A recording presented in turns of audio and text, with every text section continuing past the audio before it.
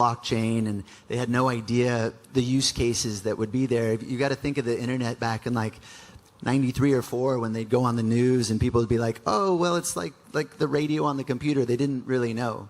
And so when we had the concept of moving money like Bitcoin, they're like, well, what's Bitcoin and why would I want to move money like that? And so it's just been a real interesting transition.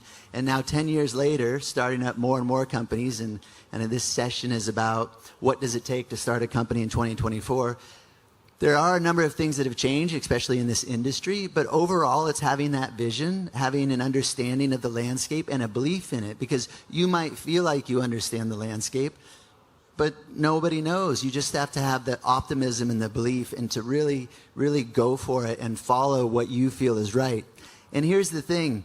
You know, I've started about a dozen companies in my life, and especially early on, I had a lot of enthusiasm, and a lot of the ideas were terrible. And people older would say, you know, this isn't a good idea. You can't go down that path. But I still say you need to forge ahead, mainly because even if it is a failure, because a lot of times those older people with more experience do have a lot of insight and are correct. But that's okay, because you still need to learn for yourself. You still need to make a lot of those mistakes. You want to take as much advice as possible, but you also have to learn a lot of these lessons that only your personal experience can provide. So that's one of my things, is just stay the course, have the vision, and really learn a lot of lessons along the way.